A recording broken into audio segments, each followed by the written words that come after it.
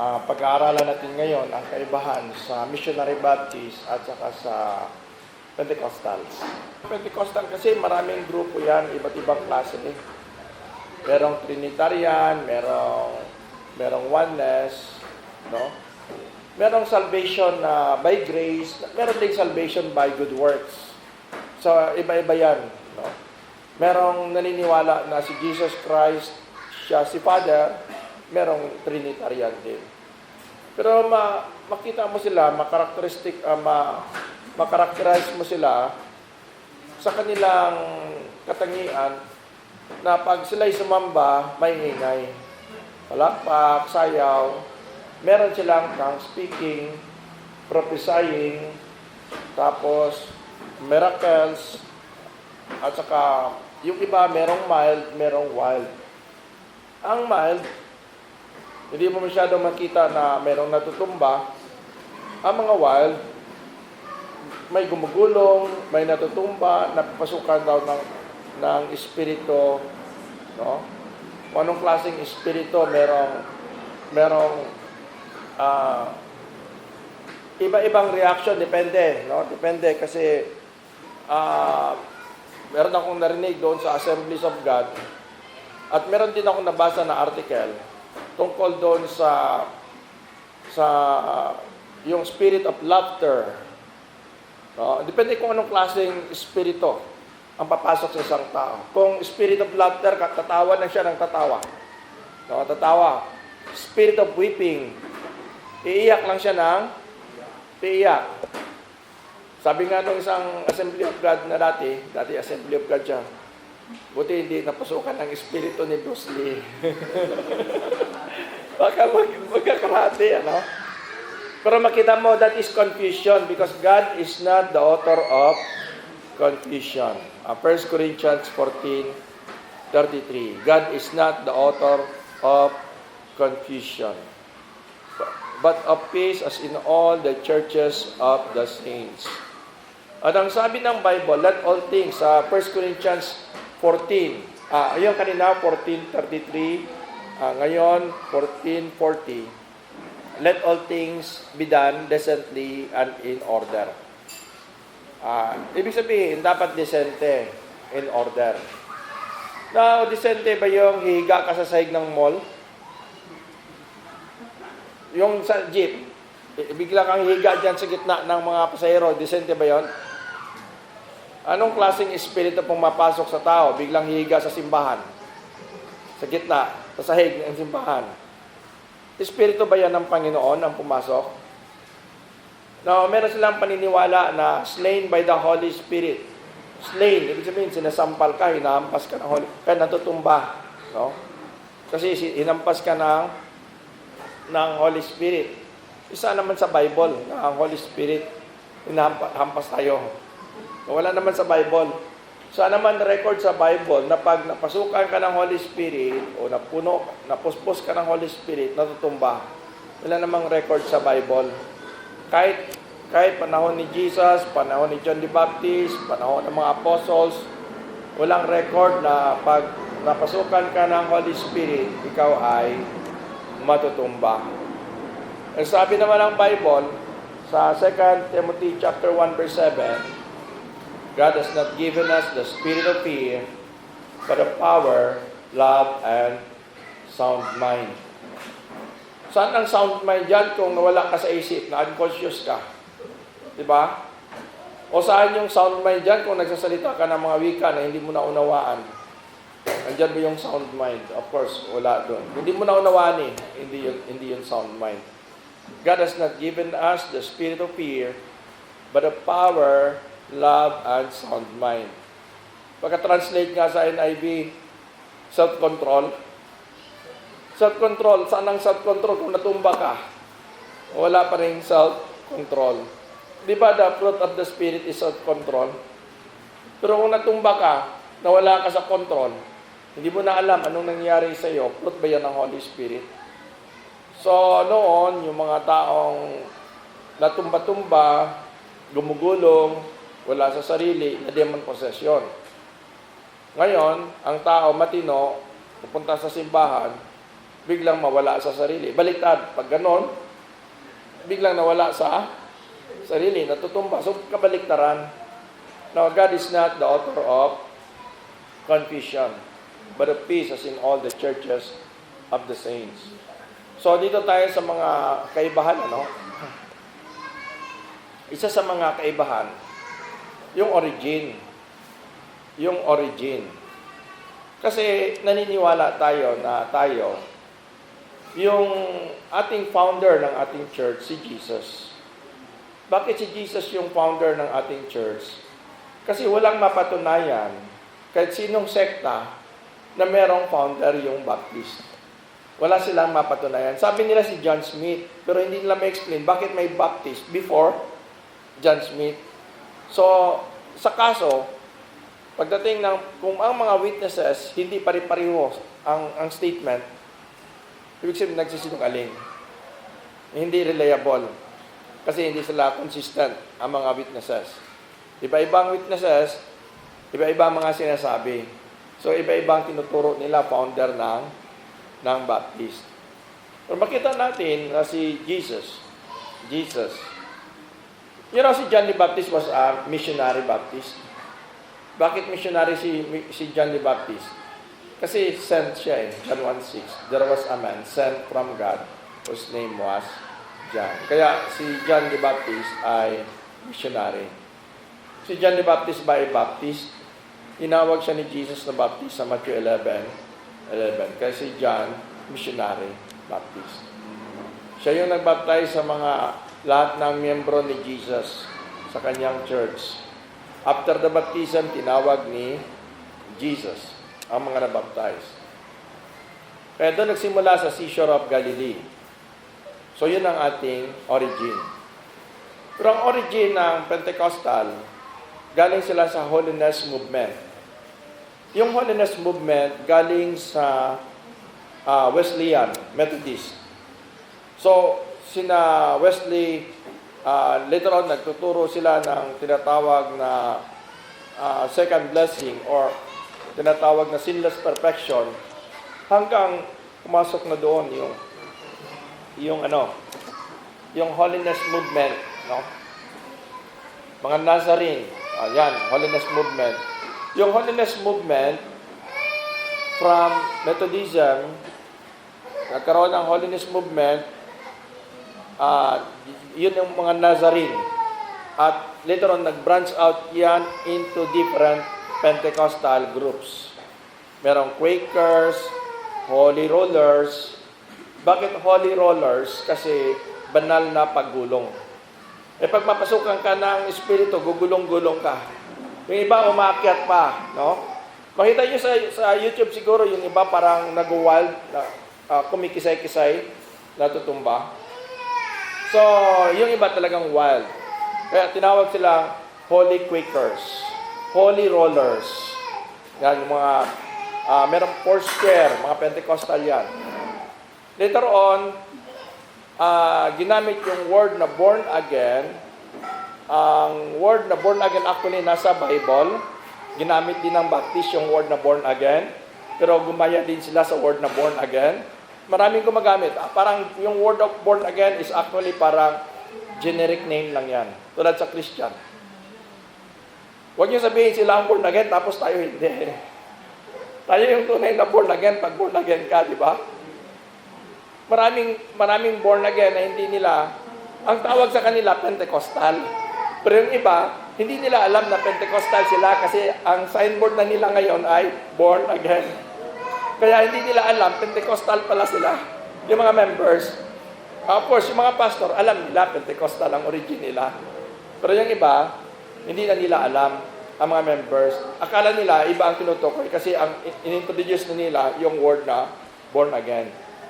Kasi sa pag-outreach kasi sa mga Catholics noon, against kasi ang Catholics sa parang pag-religion ang approach. Kaya naging common name o parang generic name yung word na born again, mas preferably na ginagamit kaysa gamitin yung pangalan ng church. No? So hindi na nila ginamit yung word na na Pentecostal, pero yung iba, nandun pa rin ang pangalan. Pero yun ang pinanggalingan nila. Iba't ibang mga grupo, pero yun ay Pentecostals. Okay, so, just pa ikuha yung ano ko, Josh. Okay, so,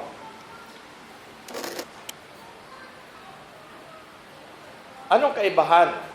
Okay, isa sa mga kaibahan ay sa paniniwala about sa salvation. Maraming mga Pentecostal groups na ang salvation ay good works. Pero merong mga Pentecostal groups na ang salvation ay, presentation ay, salvation by grace ang dating. Tama naman, sa presentation lang. Anong kaibahan sa atin sa Baptist? Kasi sa kanila, saved by grace, not by works, pero you have to maintain it by your good works. Yun naman, they believe in losing salvation. So, na-save ka by faith, pero i-maintain mo by good works. Ang paniniwala nila, you can lose your salvation. After that, you become a child of God, you will become a child of the devil again. No? Ang verse natin sa John chapter 10, verse 28, makibasa daw. Sino makabasa?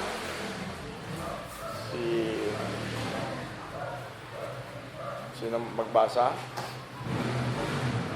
Si Ashley?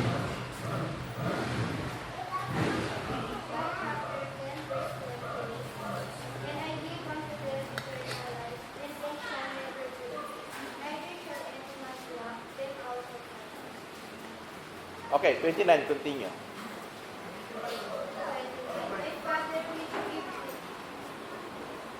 Tama. Right. 29.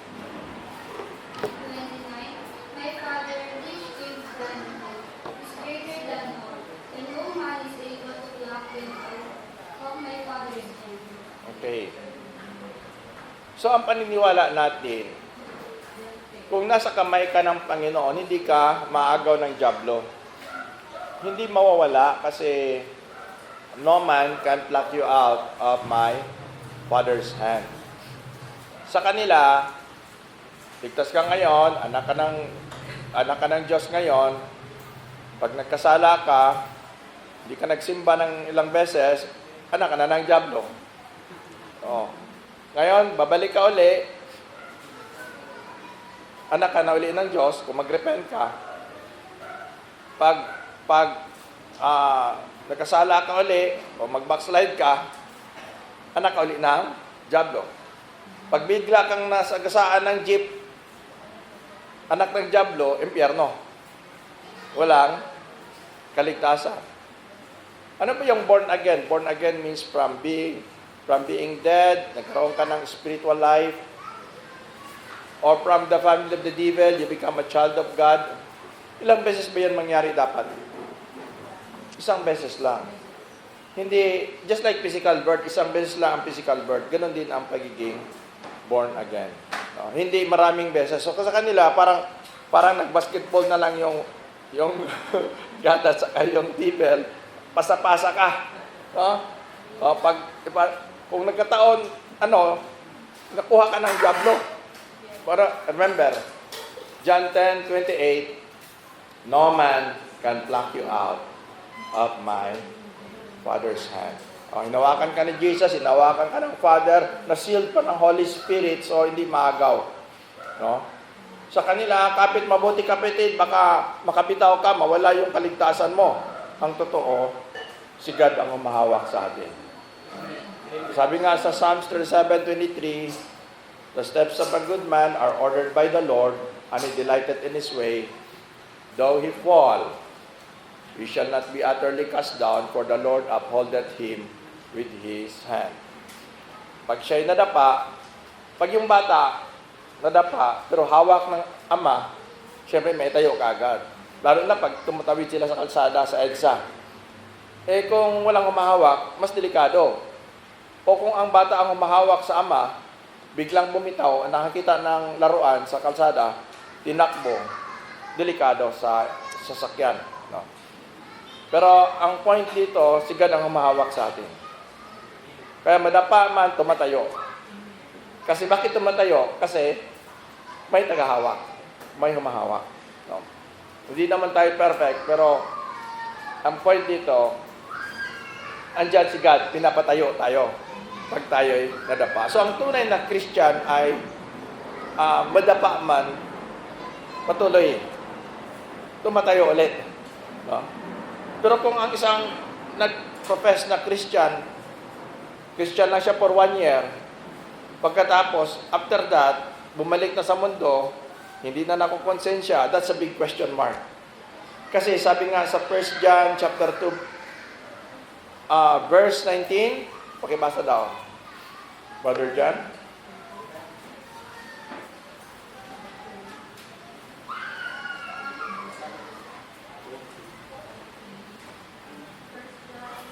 Chapter 2, verse 19. First John chapter 2, verse 19. They went out from us, but they were not of us.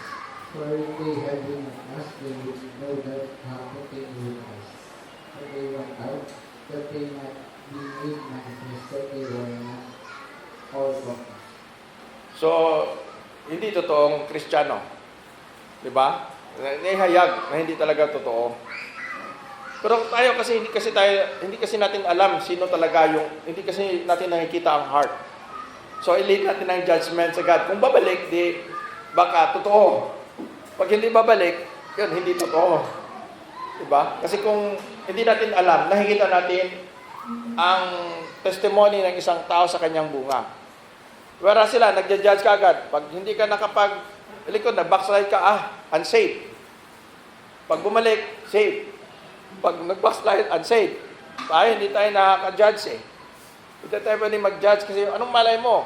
Nag-down lang siya. Pero, totoo pala siya. Christian. Babalik at babalik pa rin. Kasi kung totoo ka ang Christian, naanap ka sa Panginoon eh. So, pwede tayo mag-judge based sa work ng tao. Based sa works ng tao. Okay. So, hindi na ako masyado mag-elaborate yan sa eternal security. Dito tayo tungkol sa mga tongue speaking at saka miracles. Dito tayo sa 1 Corinthians chapter 13. 1 Corinthians chapter 13. Brother Jerome, pakibasa daw. From verse 8.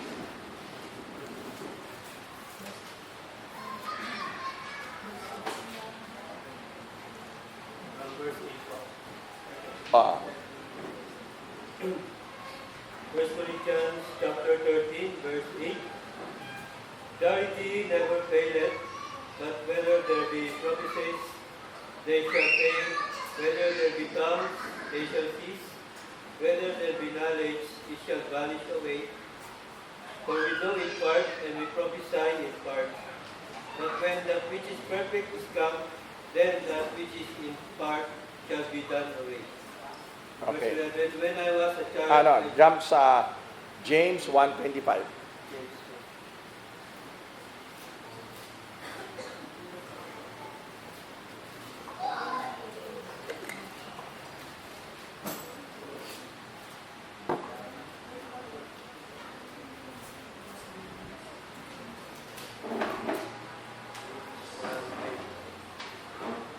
In book of James, chapter 1, verse 25. But whoso looketh into the perfect law of liberty and continueth therein, he being not a forgetful hearer, but a doer of the work, this man shall be blessed in his deed. Okay. Sa another difference sa Pentecostal, kasi naniniwala sila na meron pa mga prophets ngayon. Meron pa mga prophets. Yung nakasakay ko sa bus, meron pa nga daw silang buhay na apostoles. Meron pa silang buhay na apostoles. Yung sa oras ng katotohanan ba yun? Yung, basta meron silang apostoles. Nakalimutan ko yung pangalan. Ha? Ano yun?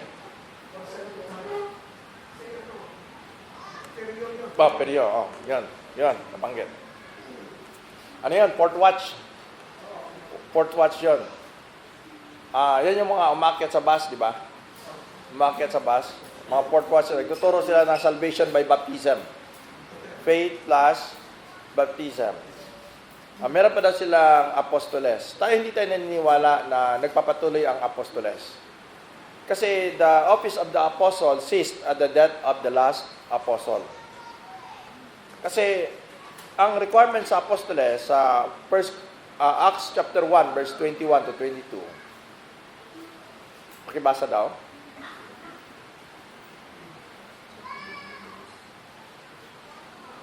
Acts 1, 21 to 22. Sige daw, sis. Acts 1, verse 21 to 22. Wherefore of these men which have accompanied with us for the sign of the Lord Jesus, when he went out among us, beginning from the baptism of God into that same day, that he was taken up for us as one ordained to be a witness with us this resurrection. Okay. Nung naghanap sila ng kapalit kay Judas Iscariot, kasi nag-trader si Judas Iscariot, ito yung inilagay nila na requirement. Witness ng resurrection, baptize ni John, kasama nila with Jesus. Wala na mag-qualify ngayon. But Paul was a special apostle. Although hindi siya na-baptize ni John, he was a special apostle. Pero nagkaroon siya ng personal encounter with the Lord Jesus. Na-train siya ng Holy Spirit doon sa Arabia. So, siya ay, dahil nagkaroon siya ng personal, witness din siya. No? So, makita natin na sa ngayon, wala na mag-qualify dito na baptized ni John, kasama ni Jesus. So, wala nang apostoles. Kung meron man, mga false apostles. Kasi ang purpose ng apostles, nung hindi pa na-establish ang church, na-establish na yung church, pero hindi pa na-kompleto yung Bible. Kasi ang church, na-establish ang church, but there are 3 phases of the New Testament church. The church under the personal care of the Lord Jesus. Secondly, the church under the care of the apostles and spiritual gifts. And thirdly, the church under the completed Word of God. So, nandito tayo sa pangatlong stage. The church under the completed Word of God. Balikan natin itong 1 Corinthians chapter 13. Whether there, sabi nga dito, whether there be prophecies, they shall fail. Ang claim kasi nila, meron pa mga prophecies ngayon na ang God, ang Holy Spirit directly mag-speak sa isang tao. Kaya yung mga preacher nila, magsasabi sa kanilang palpito, kagabi, nakausap ko ang Panginoon. Paano yan kung sabi niya? Sabi ng Panginoon, sa akin, magbigay ka daw ng 1 million. Makakareklamo ka kaya. Kasi nakakausap daw nila yung Panginoon directly, So, paano ka makakareklamo niyan? Sabi nila marami daw kasing mga bagay na hindi nakasulat sa Bible, sinasabi doon sa mga prophets nila ngayon. Tulad ni Branham, naniniwala siya na yung mga Branhamites, naniniwala sila na si Branham sa kanya na ihayag, yung mga katuruan, Kaya nagtayo si Branham ng church. Kaya tinawag silang Branhamites. So, ang point dito, na ang prophecy tumigil na.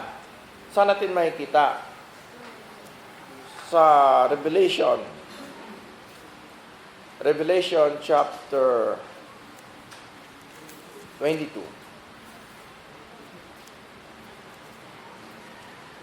Sino makabasa? Verse 18.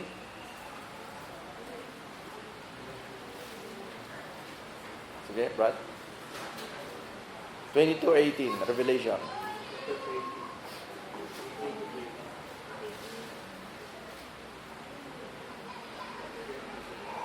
22:18, Revelation.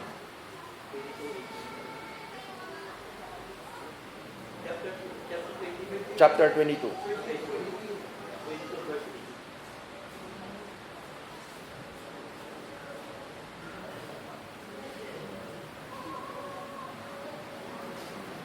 Diba?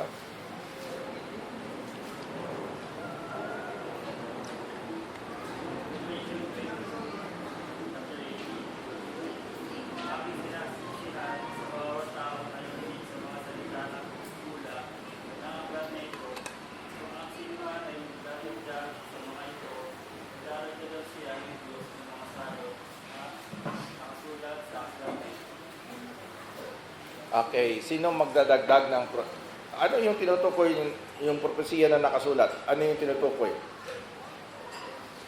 Anong propesiya 'yon? Yung 'di ba ang last book of the Bible in the New Testament is Revelation. Dapat pa bang may idagdag doon? Wala na. So hindi na kailangan ng mga prophets. Ang kailangan lang, pastors, na mag-explain sa prophecy sa Bible. Pero hindi na tayo pwedeng kasi nung unang panahon, ang God, wala pang Bible, God speaks through the prophets. Kaya ipaalam ng mga prophets kung ano yung kalooban ni God, anong sinasabi ni God. And the people speaks to God in behalf, the people speaks to God through the priest. Ibig sabihin, ang priest will speak to God in behalf of the people. Whereas the prophet will speak to the people in behalf of God. So, yun ang role ng prophets at saka ng priest. So ang mga revelation, halimbawa, sa kay John, kay Paul, pinapaalam nila sa mga tao. Sinusulat nila sa mga tao, sa mga churches, no? Sa mga saints. So, ganoon din sa Old Testament, pag merong gustong ipaalam ang Panginoon, it is through the prophets. Sasabihin niya dun sa king, no? Sasabihin niya sa mga tao. Pero nung nakompleto na ang Bible, the Bible is the final rule of faith and practice. Saan natin makikita sa 2 Timothy 3:16 and 17.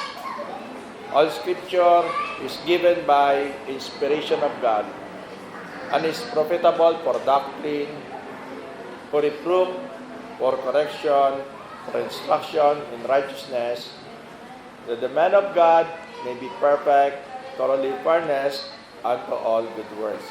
Sapat ba ang Biblia para i-equip tayo sa Christian living? Ibig sabihin, the Bible is final, this is sufficient to equip us in our Christian living. So, we need no dreams, no visions.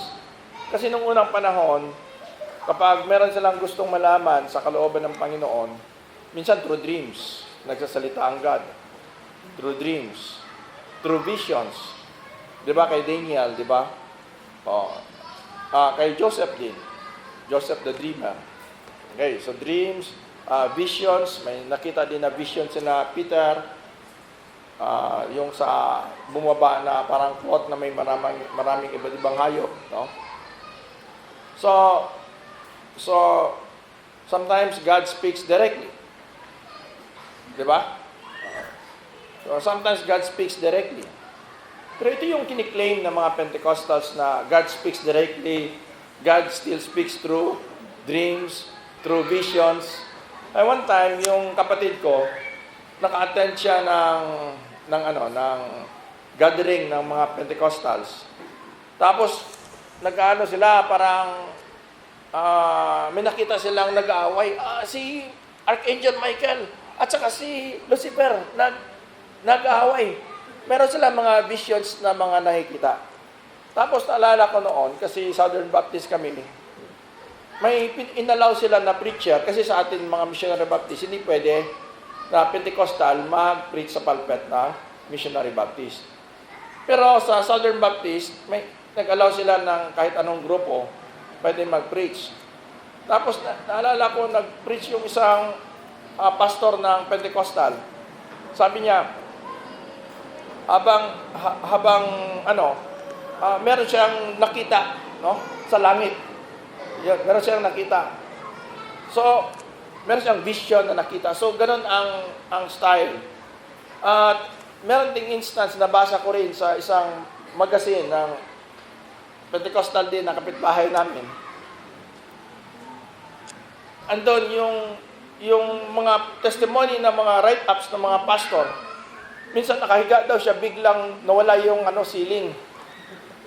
Nawala yung ceiling, nakita niya yung langit. No? O kaya yun ang mga claim nila na meron silang mga visions, mga dreams, no? Pero tingnan natin sa Bible, sa Galatians chapter 1 verse 6.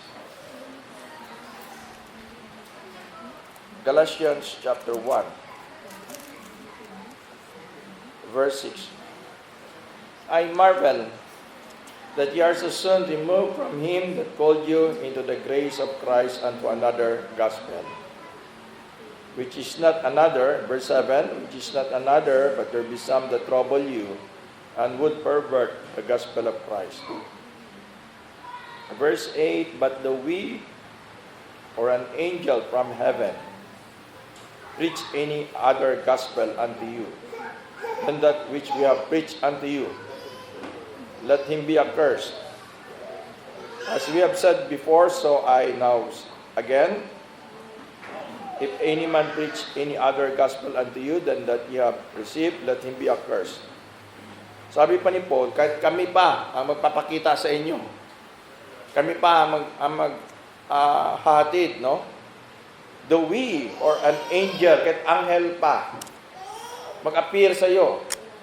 Now, noon, meron kaming radio broadcast. Hanggang ngayon, meron kami. Pero yung noon, merong nag-communicate sa amin, nakipag-debate pa. Kasi, sabi niya, nakausap niya si Jesus. Yung kanyang pamangkin nata yon, basta bata, doon nagsasalita si Jesus. Nagiging boses maliit, little Jesus, Santo Niño. Oh. Nagsasalita. Now, kahit sino pa yan, meron ding isang, dati, bago siya naging member sa Albay, nagpakita daw sa kanya si Mary. Nagpakita naman daw sa kanya si Mary. No? Pero sabi dito, kahit anghel pa yan, o kahit si Pablo pa yan, no? The Bible is final. Huwag paniwalaan. Sabi ni si Paul mismo nagsabi. No? Huwag paniwalaan. No? So, sabi nga dito, though we or an angel from heaven preach any other gospel unto you than that which we have preached. Ibang doktrina, ibang paniniwala, huwag paniniwalaan.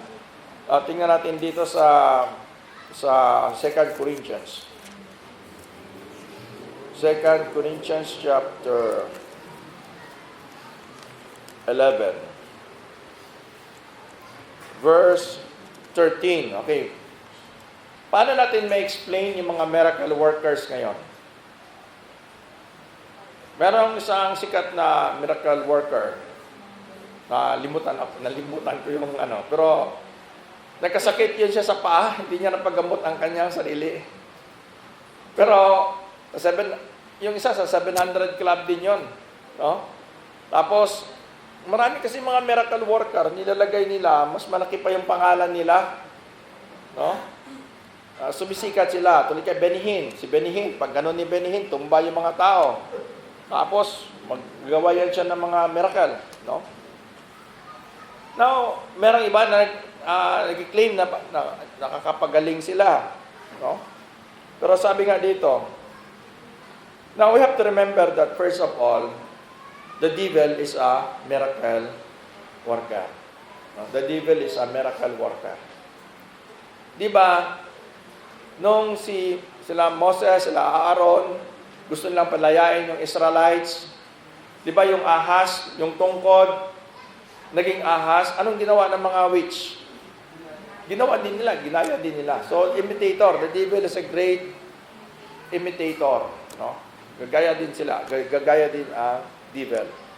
I-define muna natin itong word na miracle. What is a miracle? What is a miracle? Anybody? What is a miracle? Miracle is against the law of nature. Okay. So, supernatural event that is against the law of nature or anything that is against the law of nature. So, for example, ito, itapon ko. Pag hindi na ito bumalik, lumipad na ito, miracle yun. Kasi nature, ipupull siya ng gravity, di ba? Oh, so, example, pag-apak mo sa jeep, hindi mo na apakan yung ano lang, yung step ng jeep. Tapos, bigla ka na lang lumipad. Miracle na yun. Kasi that is against the law of nature. No? So, nung unang panahon, sina Peter, pag nagpapagaling sina Peter, di ba galing agad? Silver and gold have I none. In the name of Jesus, rise up and walk. Tayo kaagad sila. No? Nakatayo kaagad sila. So, sa case ni Lazarus, binuhay ni Jesus. Lazarus, come forth. Buhay.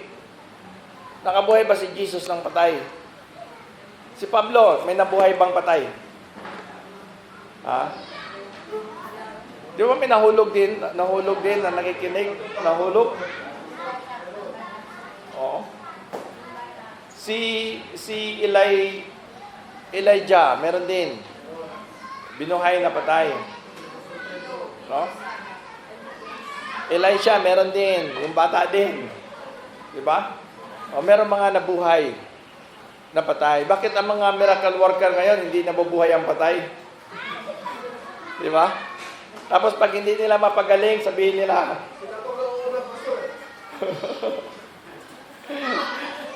wala ka kasing pananampalataya.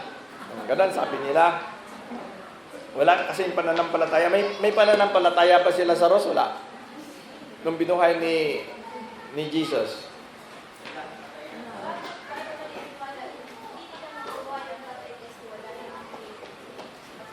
Bakit lahat sila hindi nakakabuhay ng patay? Di ba? Bakit si Elijah nakabuhay ang patay? Meron ka mang nabalitaan, nahati ang dagat. Bakit si Moses, ginalon lang yan, nahati yung dagat? Di ba? Wala naman. Bakit si Elijah, napababa niya yung apoy?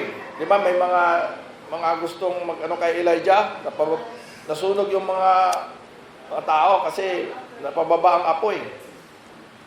So, makita natin na pag miracle, talagang miracle talaga. Kasi nahati yung dagat. Wala namang nakahati ng dagat ngayon. Bakit hindi nila nabubuhay ang patay? No? At saka may nababalitaan, yung sila nagkasakit, yung miracle worker, hindi napagaling ang sarili. No? Nagpapagaling sa iba, pero hindi napagaling yung sarili. So, questionably. Kasi kung nandyan pa yung mga, if still God gives authority to perform miracles, ibig sabihin, tayo, talo ang Baptist sa Pentecostal kasi sila miracle worker, tapos tayo hindi. Di ba? Pero ang point dito, God no longer gives men power to perform miracle. But if miracle happens, no, that is God's business. But hindi na siya nagbibigay ng authority tulad ng unang panahon sa isang tao na mag-perform ng miracle. So, ginagamit ang medicine. Makita natin si Paul. Bakit Bakit sumakit yung tiyan ni Paul, ni Timothy? Hindi, sabi niya, di-encourage siya doon sa medicine, sa kanyang stomach, no? Pero binanggit yung wine doon, pero hindi yun alak na tulad sa atin, medicinal wine yun. Okay, so, meron din si Trophimus, have I left at Miletus sick, sabi ni Paul. So, bakit hindi niya pinagaling yon? No? So, kasi, ang intention ang purpose kasi sa miracle, is to confirm the word. Nung makompleto na ang word, na-confirm na. So, saan natin makikita yan? Mark chapter 9.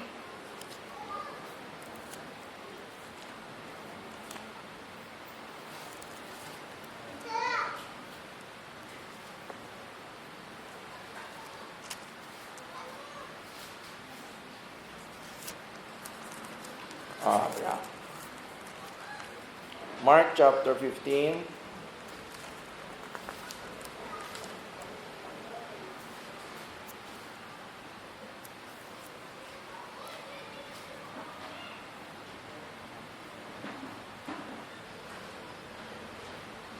Okay, sorry. 16. Mark chapter 16. Ito kasing ginagamit nila na verse. Mark chapter 16, verse 17. And these signs shall follow them that believe. In the name shall they cast out devils. They shall speak with new tongues. They shall take up serpents. And if they drink any deadly thing, it shall not hurt them. They shall lay hands on the sick, and they shall recover. By the way, doon sa Amerika, merong doon na grupo na Pentecostal, talagang mga tinatawag silang snake, anong tawag dito? Basta nag-aalaga sila ng mga snakes, tapos habang nagpipreach sila, hawak-hawak nila yung mga snakes, pero nakagat yung isa, namatay. Ngayon, kung panghawakan nila ang verse na ito at talagang hindi sila tatablan, subok agatin, pagkagat sa snake. Ang ibig sabihin ng verse na ito, this sign shall follow them that believe. Ibig sabihin, itong mga signs na nakasulat na, pag nanampalataya tayo, naniwala tayo, nakikita natin yung mga miracles that are written already. Nandito na, nakasulat na. So, yun ang nababasa natin. Kaya nag-follow sa atin. No? Nag-follow sa atin. So, we learn about them. So, we study about them. No? So, kasi kung ang claim nila dito sa verse 18, they shall take up serpents, and if they drink any deadly thing, it shall not hurt them. Isubukan nila uminom ng poison.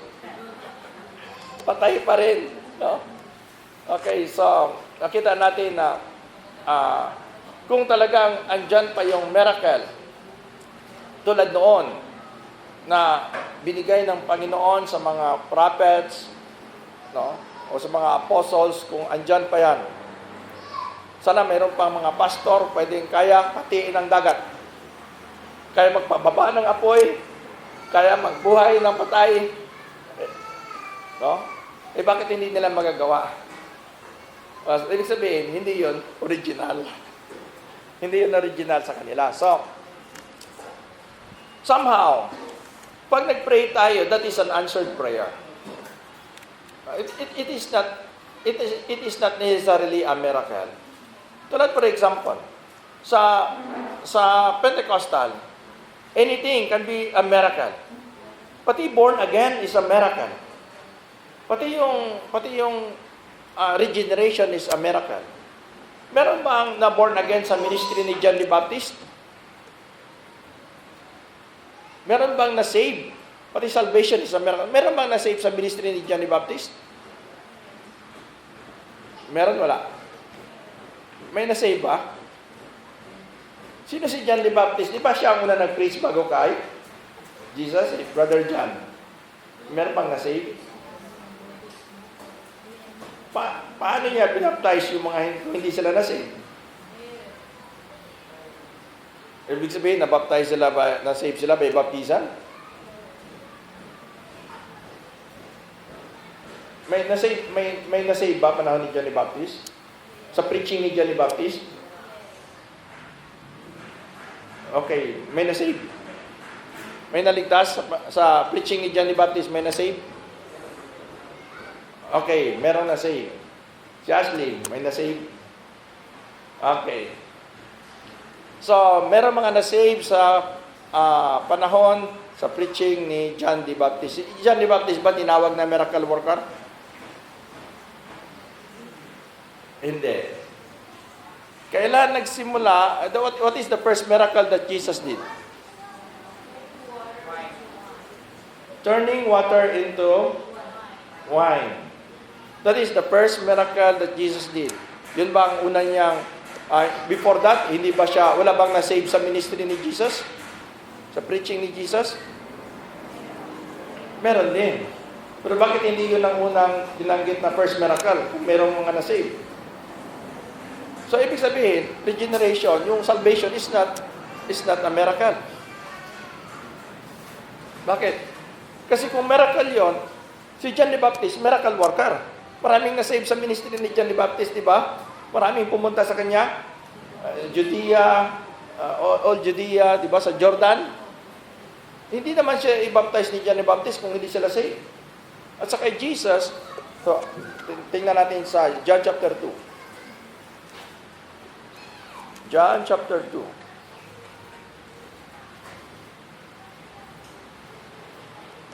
Okay, verse 1. And the third day, there was a marriage in Cana of Galilee, and the mother of Jesus was there. And both Jesus was called, and his disciples to the marriage. And when they wanted wine, the mother of Jesus said unto him, They have no wine. Jesus said unto her, Woman, what have I to do with thee? Mine hour is not yet come. His mother said unto the servants, Whatsoever he said unto you, do it. Now, anong nangyari dito? Direct na tayo. Yung tubig naging wine. At, okay. Sabi nga dito,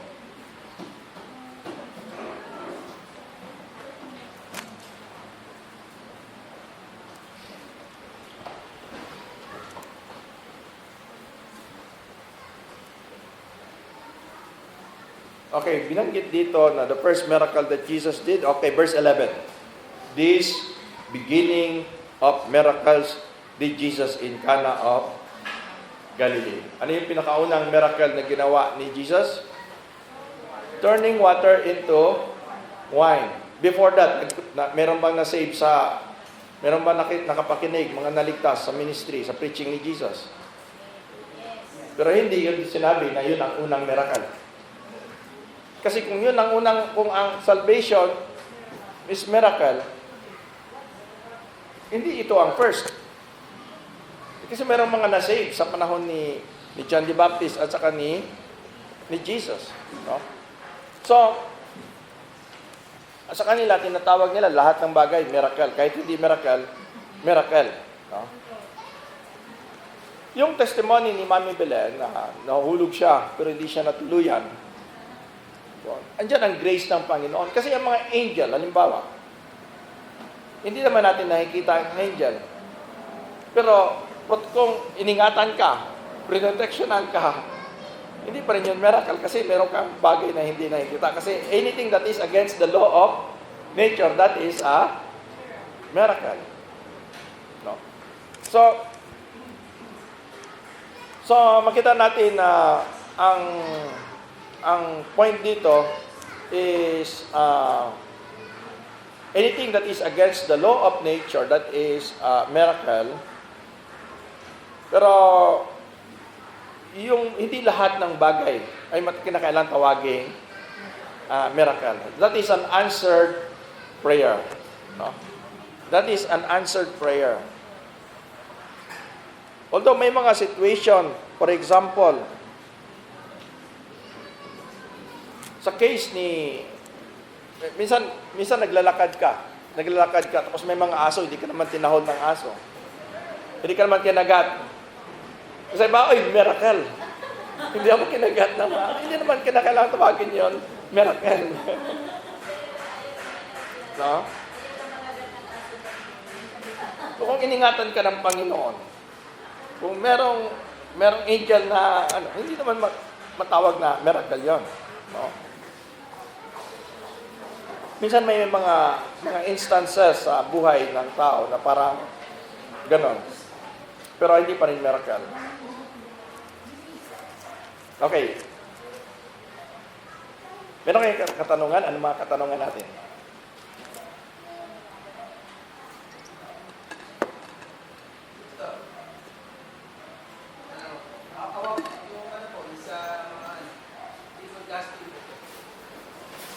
Ha?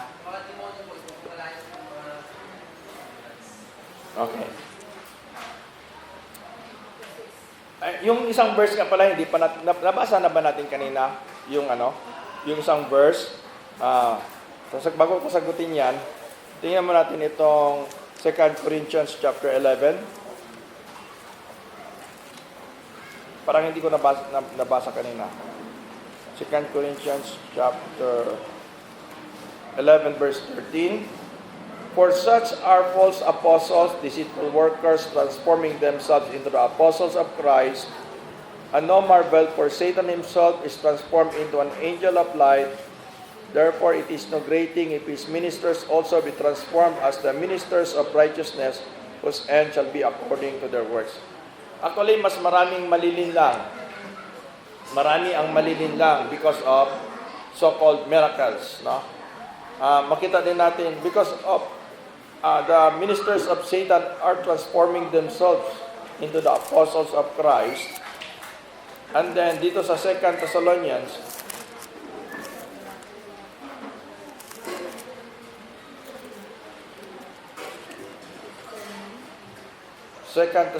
chapter 2.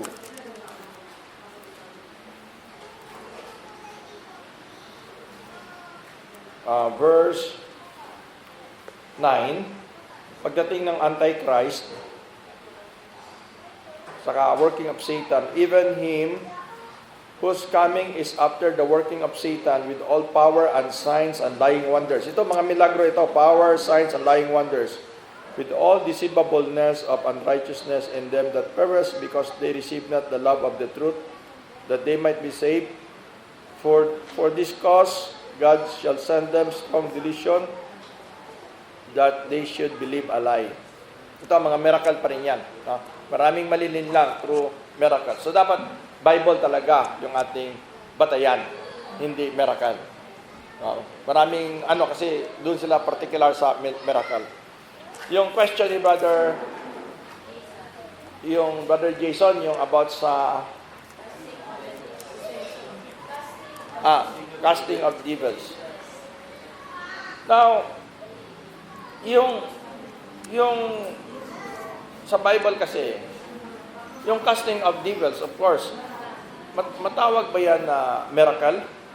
Yung casting of devils, kasi pinaalis, no? Yung diablo. It is, meron kasi nag-claim na sila yung tinatawag na exorcist. Nag-exorcise. Pero si Daddy, naka-experience ng ganon. Pastor ko siya noon sa Southern Baptist. Tapos, merong babae na sa Bible study, napakalakas, pumpula ang mata. Hinawakan ng 3 lalaki, hindi naman siya magaling mag-English. Pero ang galing na niya mag-English, tapos ang boses lalaki na siya. Tapos sabi niya, under my power. Lakas na niya. So, nakipagdebate. Pinaalis ni Daddy yung mga pausok nila, tapos nagprehan, tapos cast in the name of Jesus, gano'n, tapos awit sila, nahimatay. Binalik nila sa shrine. Pagbalik nila sa shrine, nabalikan uli. Pero sabi ni, nung nasa normal siya, sinabihan siya na kailan tanggapin niya si Jesus. Nung tinanggap niya, later on, nagpabaptize, naging member na sa church, wala na. No? Now, hindi naman, iba naman yung miracle kasi anything that is against the law of nature. So may mga bagay na hindi natin nakikita, pero totoo. Diba? Limbawa, demon, papasok sa isang tao, kukontrolin yung isang tao. That is not against the law of nature. Hindi mo lang nakikita yung espiritu na nag-work doon sa kanya, pero the fact na yung babae na demon possessed biglang lumutang, na meron din, kwento din ng kapatid ko na doon sa boarding house, meron babae, bumaluktot yung likod. Lumutang. Miracle yon kasi that is against the law of nature. No? That is against the law of nature. Miracle yon pero ang nag-work noon yung demons. Miracle by demons. No? So, kaya yun din ang pamamaraan ng devil ngayon sa paglinlang through miracles. Kaya nga, darating ang time sa Matthew chapter 7, verse 23, 21 to 23. Sabi nga dito,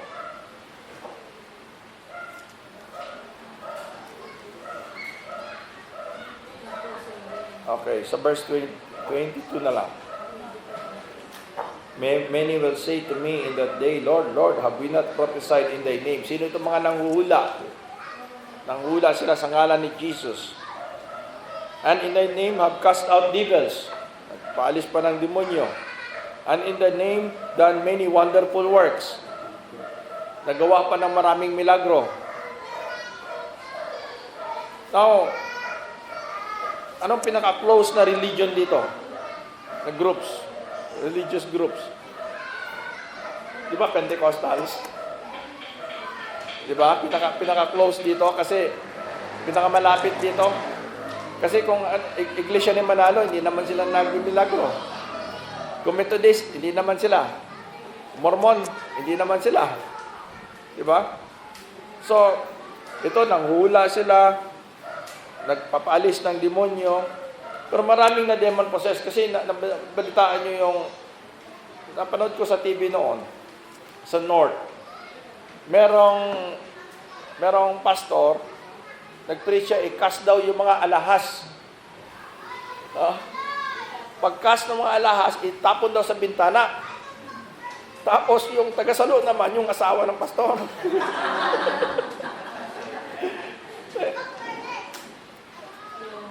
Question? Okay, tapusin ko muna yung ang illustration. Tapos, nag-trance na sila. Napasukan ng demonyo. Yung dalawang lalaki, pinatay nila yung lola nila.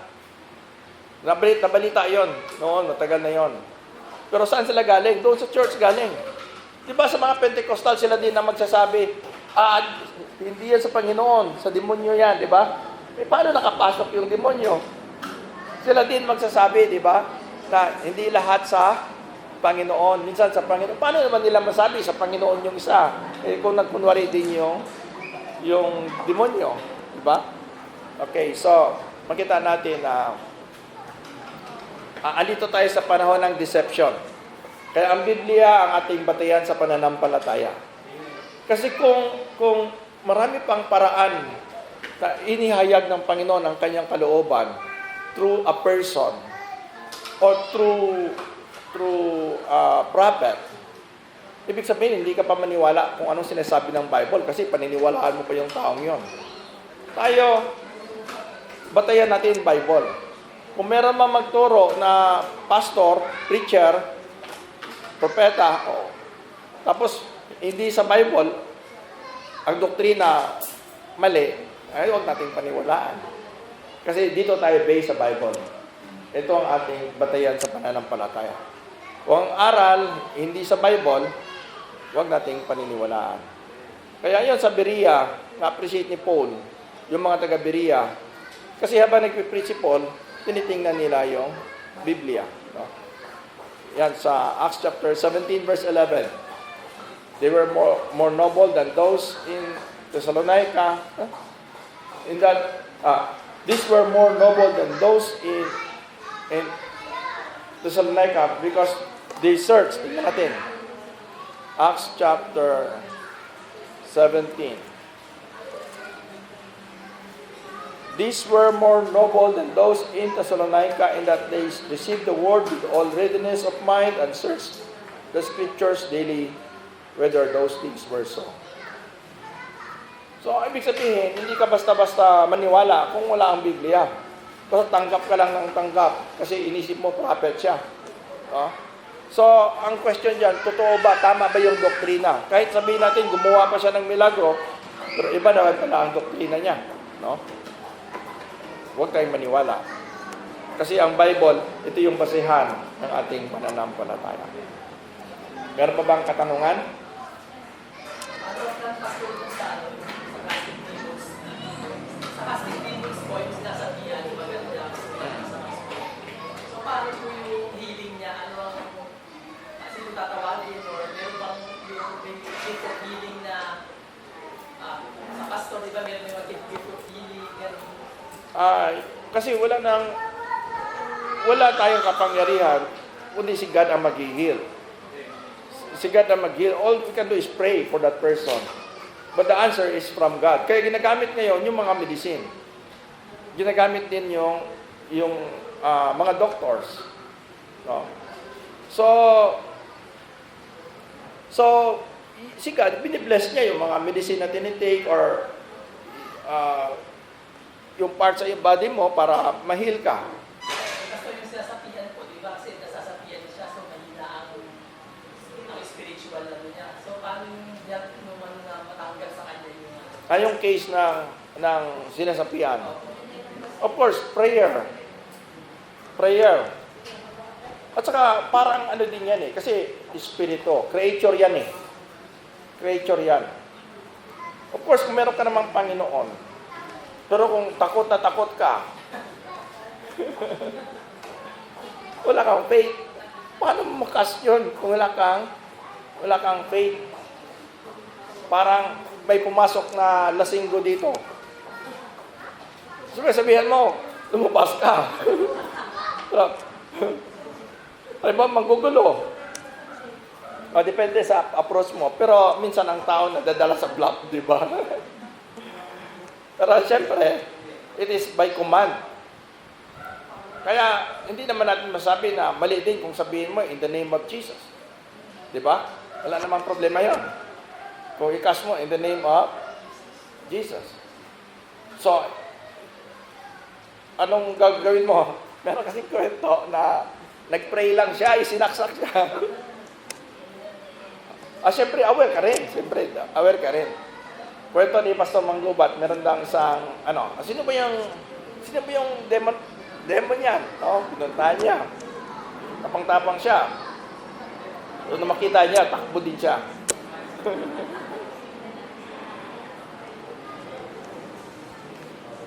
Pastor, ano dapat na isasagot ka may na-encounter ka na Pentecost tapos nakakagawa din sila ng mga himala, healing, tapos favors din sila So, paano pagkaganto?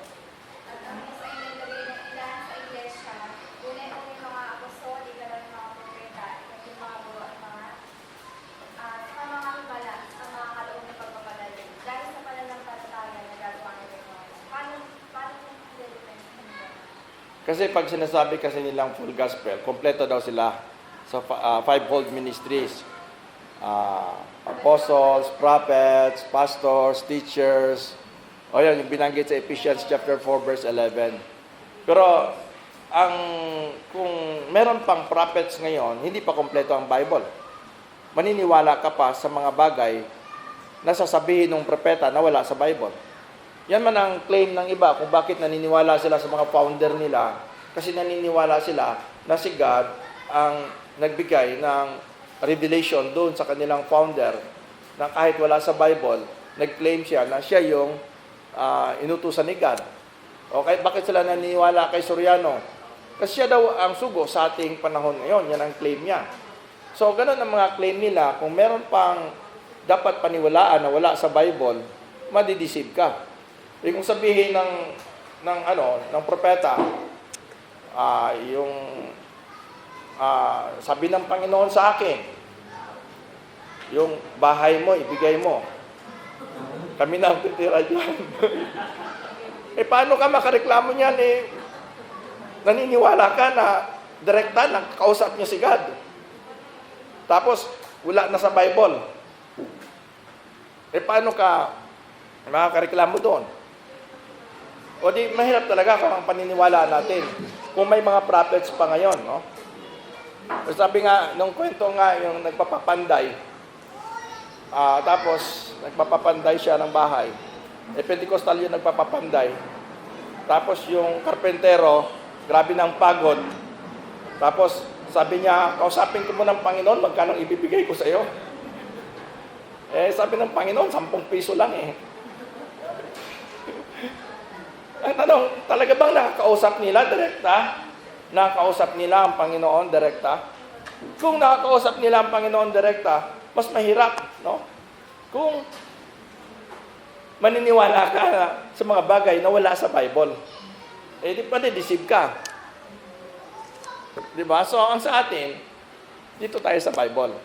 The Bible is the final rule of faith and practice. No? So, kasi kung God, claim din ng isa, propeta, panaginip ko kasi, ito yung panaginip ko, kailang sundin mo ito kasi ito yung panaginip ko. Kung yan talaga ang will ng Panginoon, revelation ng Panginoon, para sa paano ka nakakasiguro? Diba? O halimbawa, kwento nga ni, yung Bible study ko, Sister Jerilyn. Papakialaman nila yung buhay mo. Tapos, kasi may panaginip sila, pati buhay mo, ikakwento nila yung panaginip nila. No? Paano ka nakasiguro? Yun ang advisor mo. Na yun ang totoo na message ni God para sa'yo. Kung naniniwala ka sa ganon. Mas safe tayo sa Bible. Pag wala sa Bible, no, opinion ng tao. No, may mga bagay na wala sa Bible. Kailangan natin ng wisdom based on experience ng tao. Diba? Kasi yung iba, mag-claim sila ng tinatawag na gift of discernment. Meron siyang special gift of discernment o parang prophet. Kasi pero actually, based lang yan sa experience niya. Psychology lang. Based lang sa psychology and experience. Yung mga pastor sa kawi-witnessing mo, kay-evangelize sa kadami ng mga taong namimet, nagkakaroon ka rin ng discernment eh. Nagkakaroon ka rin ng ability sa psychology eh. Kasi dahil sa experience mo eh. So wisdom, a matter of wisdom. Di ba yung gift of the tongue po, pastor tayo, gift of prophecy, di-discern ba yun or talagang natural na gift talaga sa kanya o wala talaga po? Okay. Yung tongue, ang ibig sabihin ng tongue is speaking in a foreign language.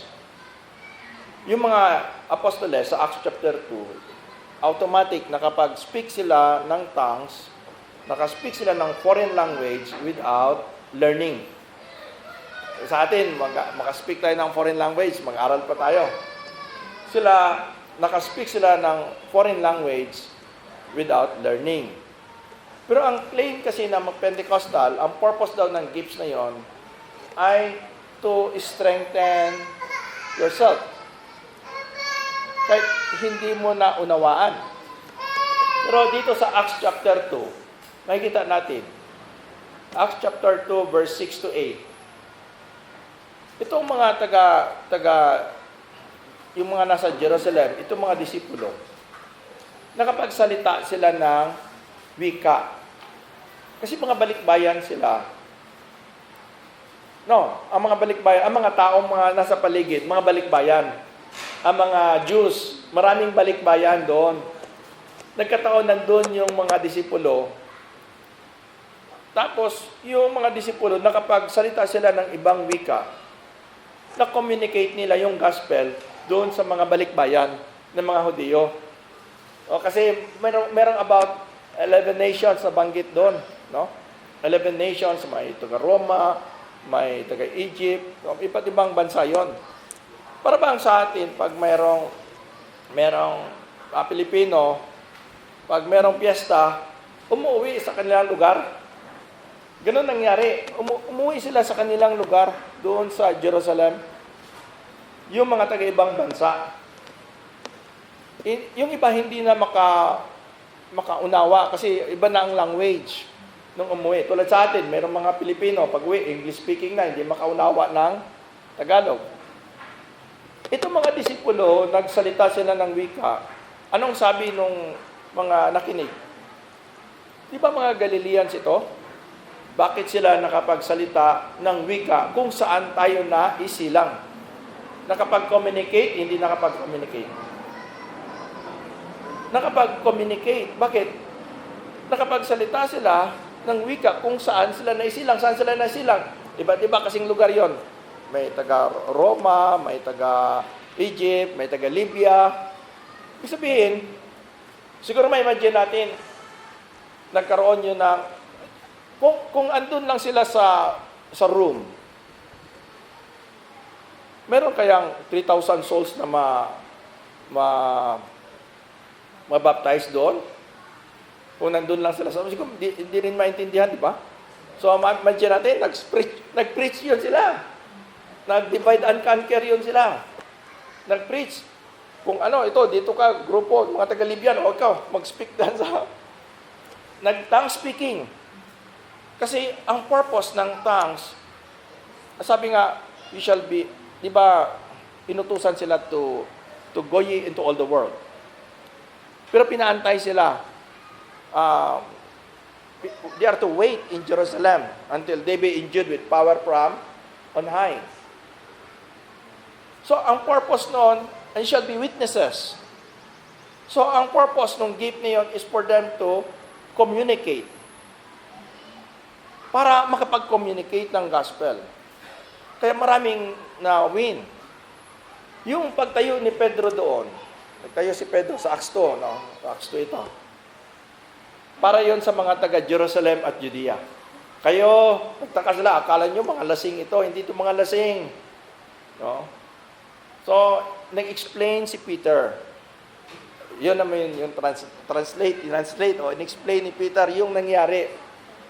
Pero, yung pagsalita nila ng wika, ng ibang wika, para i-communicate yung gospel. Saan natin makikita? 2 Corinthians chapter 14, verse 21, with men of other tongues will I speak unto these people.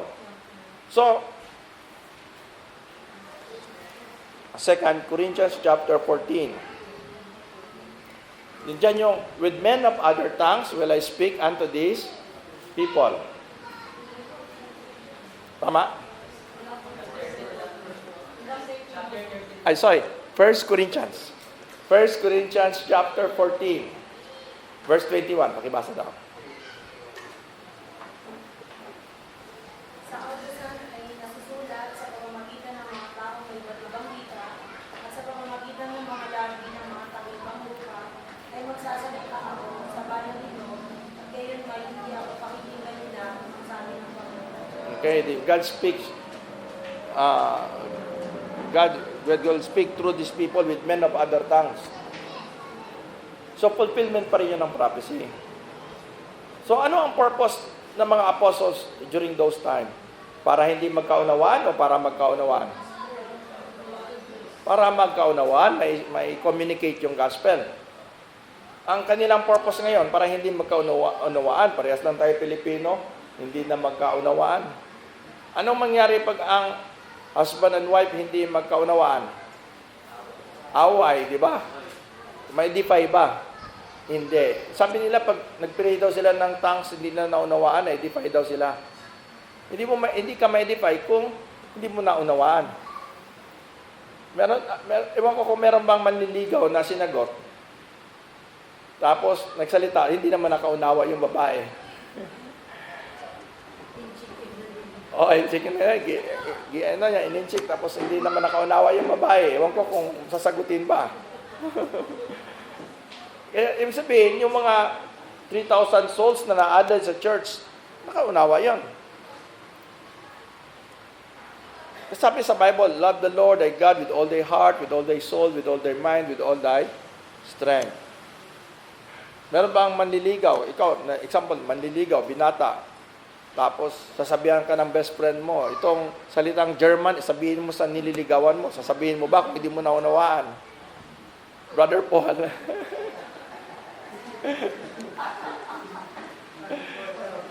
Di ba? Hindi mo, kahit best friend mo pa yun, hindi mo sasabihin pag hindi mo naunawaan, di ba? Eh kung nandyan ang presidente, dumaan, tapos sinabihan ka ng best friend mo, itong salitang German, sabihin mo dun sa presidente. Kahit best friend mo pa yan, hindi mo pa rin sasabihin yon. Baka makulong ka. Di ba? Baka hindi mo naunawaan, tapos hindi mo alam, binablaspheme mo na pala si God. Meron nga isang babae, isang lalaki, galing siya sa church, naalala niya yung Chinese na word. Sa pag-tongue speaking niya, in-apply niya doon, sinabi niya doon sa babaeng Chinese, nagalit sa kanya, bastos daw. So, mahirap talaga pag hindi mo naunawaan ng isang bagay. Kasi ang hindi pagkakaunawaan ay pagsira ng relasyon. Ang pagkakaunawaan, yun ang pag-strengthen ng relasyon. So, sabi nga ni Paul sa 1 Corinthians chapter 14. 1 Corinthians chapter 14. Verse 9. So likewise, ye except ye utter by the tongue words easy to be understood, how shall it be known what is spoken? For ye shall speak into the air. So, pag hindi naunawaan, sa hangin ka lang nagsasalita. Ano pang katanungan natin?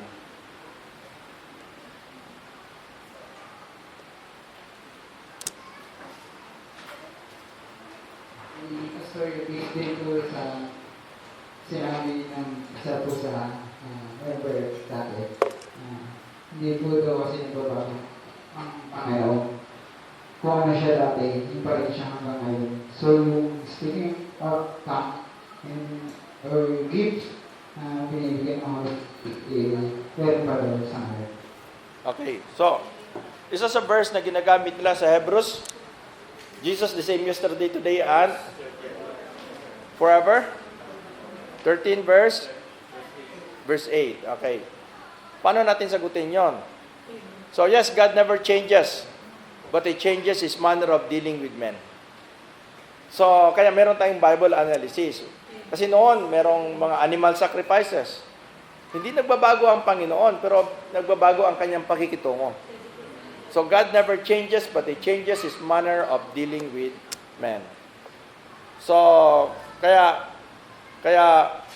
may mga bagay na during the time na hindi pa kompleto ang Bible, God speaks through dreams, through visions, through verbally. Minsan, parang dalugdog lang yon. So, directly. So, pero ngayon, God speaks through the Bible. Ang Bible ang Word of God. Ba't yan sa ating pananampalataya? Ano pang question natin?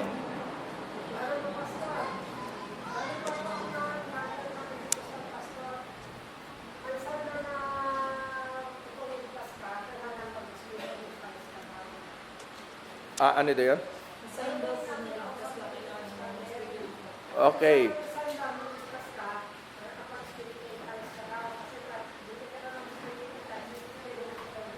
Okay, ang sagot natin dyan, si John the Baptist, filled ng Holy Ghost from the womb.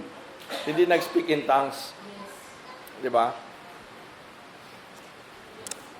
Yung same ni, sister, na-encounter ko na yung ganun task communication mo daw sa kanang Panginoon. Ganun daw yung language dun sa lahat. Yes, okay lang mag-speak ka ng foreign language basta naunawaan mo, na-edify ka. Kasi ito yung ginagamit nila na verse. 1 Corinthians chapter 14, chapter 1 Corinthians chapter 14 verse. Okay, ito yung verse na ginagamit nila. Two-way kasi yung tongue speaking. First is yung ginamit nung sa Acts chapter 2, that is preaching the gospel. Another is prayer. At ito yung sa verse 2 of chapter 14. For he that speaketh in an unknown tongue, speaketh not unto men, but unto God, for no man understandeth him, howbeit in the Spirit he speaketh mysteries. Ang ibig sabihin nito, ang ibig sabihin ng verse na ito, halimbawa, anong lingwahe, o example ako, magbisaya ako. Di, strange yun sa inyo. Mystery yun sa inyo. Hindi nyo maunawaan. Pwede ako mag-pray na magbisaya kay God, ako lang may strengthen. So, na-strengthen ako. Kayo, hindi kayo makaunawa, pero ako, nag-pray ako to strengthen myself. Yun ang ibig sabihin ng verse na ito. Pero hindi ibig sabihin na mag-pray na without understanding. Saan natin makikita na kailangan ng understanding when we pray? 1 Corinthians 14 verse 14 and 15. Sige daw, pakibasa daw.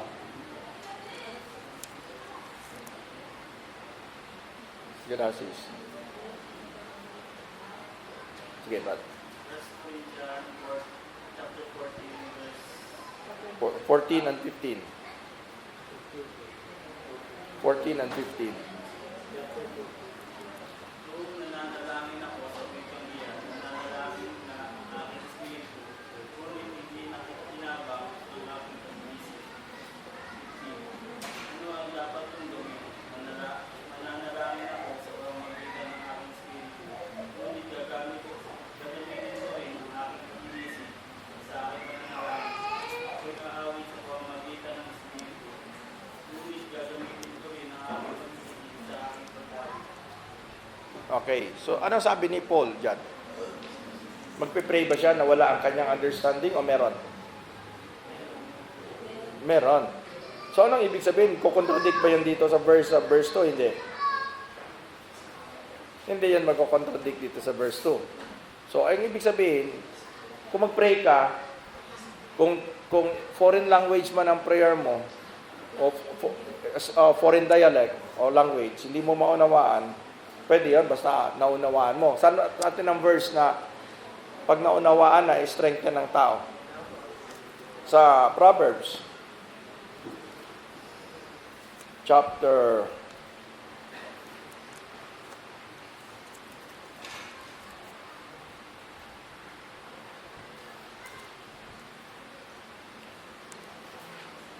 24.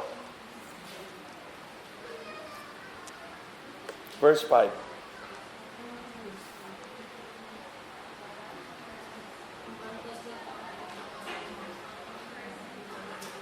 Okay, verse 3 and verse 5. Sige daw, sino makabasa? Verse 3 and verse 5. Proverbs chapter 24, verse 3. Sa karunungan yung natatayo ang bahay at sa pamamagitan ng unawa ay natatatag. Verse 5. Ang pandas ng tao ay malakas, oo. Ang tao ng alak ay lumalaro ang kapamilya. Okay, lumalakas sa magitan ng pangunawa. So, paano natin masasabi na lumalakas sila sa pagsalita ng hindi nila naunawaan? So, in fact, ang hindi pagkakaunawaan, mag-boyfriend, girlfriend, break. Di ba? Maraming mga family, husband and wife, nagkahiwalay dahil hindi nagkakaunawaan. So, misunderstanding breaks relationship. Understanding strengthens relationship. In fact, utos ng Panginoon. Mark 12, verse 30, love God with all your heart, with all your soul, with all your mind, with all your strength. So, kailangan yung pangunawa. In fact, may danger yung mag-pray ka o magsalita ka ng wika na hindi mo naunawaan. Hindi mo alam, sinisiraan mo na pala si God. Maraming case na sa congregation ng Pentecostal na church na napasukan ng demonyo sa loob ng church. So, makita natin na malagay ka sa danger kung hindi mo naunawaan. In fact, yung question nga, yung slain by the Spirit, kaninong work yan? Bakit natutumba? Bakit si Benihin merong ganyang power? Pag ganyan ni Benihin, tumba yung mga tao. Yung mga Pentecostal, pag ganyan, tumba. Meron din ba sa Catholic? Meron din. Meron din mga pare na ganoon din ang power. The same way, naniniwala sila sa tongue speaking, naniniwala sila sa prophesying, naniniwala sila sa patumba-tumba. Pero bakit ang doktrina, kahit sumasamba kay Maria, may power na ganoon? So, hindi questionable yan. Hindi yan totoo. No? So, andito tayo sa panahon ng deception. So, yan na ang tinatawag na espiritu ngayon, a spirit of deception, para mangyari yung tinatawag na one world religion and one world government. So, Pentecostal, may tongue speaking. Catholic, Charismatic, may tongue speaking. Pero yung Catholic, sumasamba kay Maria. Mga ibahin. Paano natin masabi parehas ang espiritu pero nandun nag-work sa dalawang grupo? Pentecostal. Maraming mga Protestant churches din na nagtatang speaking. So ang point talaga dyan, hindi sa Panginoon yon. Yung pera, yung 500 bills, ang fake, kukopyahin niya yung original. Walang mandaya na kukopyahin, iba ang i-design. Siyempre, gagayahin yung original. Pero hindi pareha. So, ganun din. Ginagaya nila yung sa Bible. Pero masabi natin na hindi pareha kasi may mga tumba-tumba pa eh. May mga pagulong-gulong pa. So, wala naman yan sa Bible. At saka purpose, iba.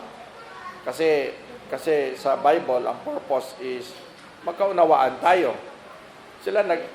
Pares lang tayo Pilipino, hindi na tuloy magkaunawaan. No? So, kaguluhan.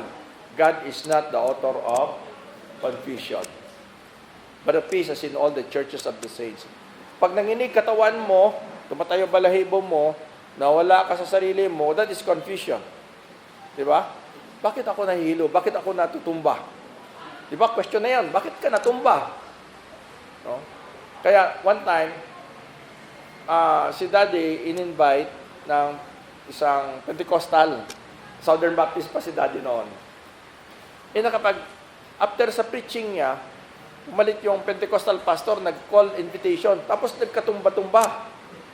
So, nagtaka yung father ko, nagtanong, bakit sila natumba? Sabi ng pastor, hindi daw niya may explain.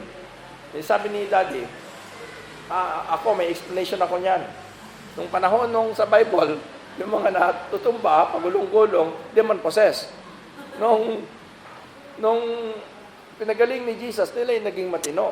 Ngayon yung tao, matinong pag-iisip, pupunta sa simbahan, mawala siya sa sarili. Kabaliktaran. Okay. So, meron pa bang katanungan? Okay, so, walang katanungan. Balik natin kay Pastor Rafi.